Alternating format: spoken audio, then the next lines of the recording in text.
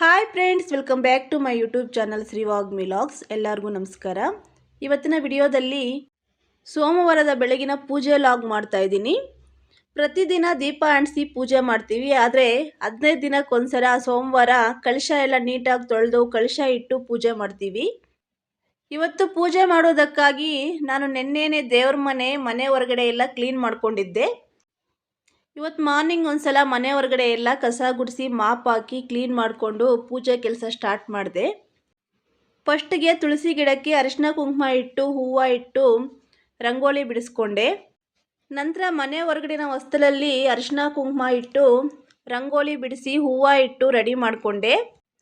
ನಂತರ ಮನೆಯ ಮೇನ್ ಬಾಗಿಲಿಗೆ ಈ ಥರ ಅರಿಶಿನ ಕುಂಕುಮ ಹಚ್ಚಿ ರೆಡಿ ಮಾಡಿಕೊಂಡೆ. ಮೇನ್ ಬಾಗಿಲಿಗೆ ಈ ಥರ ಅರಿಶಿನ ಕುಂಕುಮ ಹಚ್ಚೋದ್ರಿಂದ ತುಂಬ ಒಳ್ಳೆಯದು ಅಂತಾರೆ.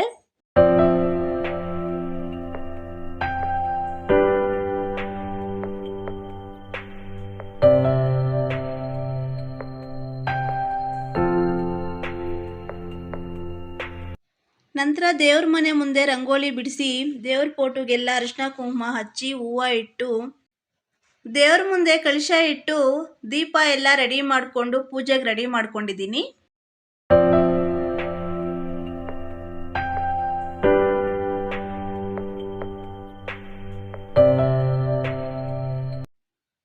ನಂತರ ದೇವ್ರಿಗೆ ನೈವೇದ್ಯಕ್ಕೆ ಅವಲಕ್ಕಿಗೆ ಸ್ವಲ್ಪ ಬೆಲ್ಲ ಹಾಕಿ ಸ್ವೀಟ್ ಅವಲಕ್ಕಿ ರೆಡಿ ಮಾಡ್ಕೊತಾ ಇದ್ದೀನಿ.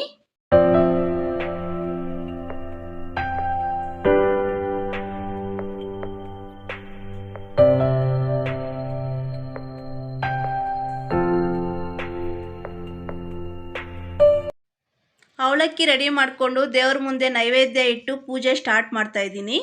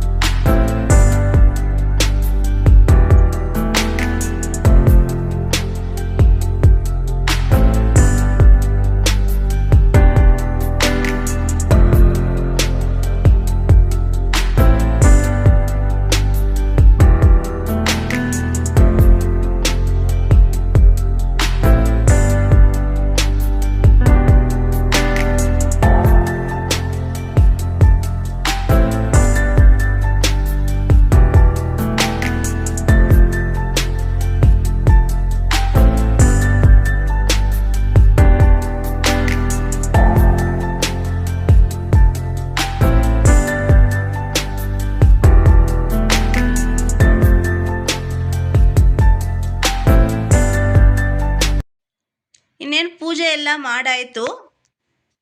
ಪೂಜೆ ಮುಗಿಯೋಷ್ಟೊತ್ತಿಗೆ 10 o'clock ಆಗಿತ್ತು.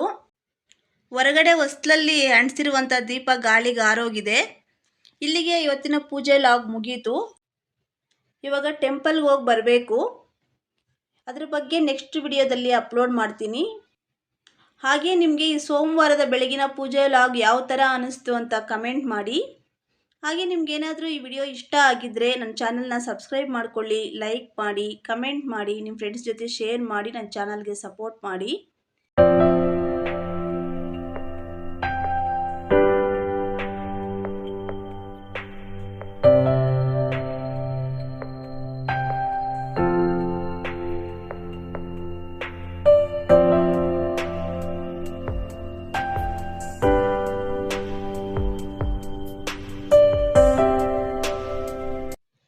ನಾನು ನೆಕ್ಸ್ಟ್ ವಿಡಿಯೋದಲ್ಲಿ ಇನ್ನೊಂದು ಲಾಗ್ ಇಲ್ಲ ರೆಸಿಪಿ ಜೊತೆ ಸಿಗ್ತೀನಿ. Thanks for watching my video. Thank you.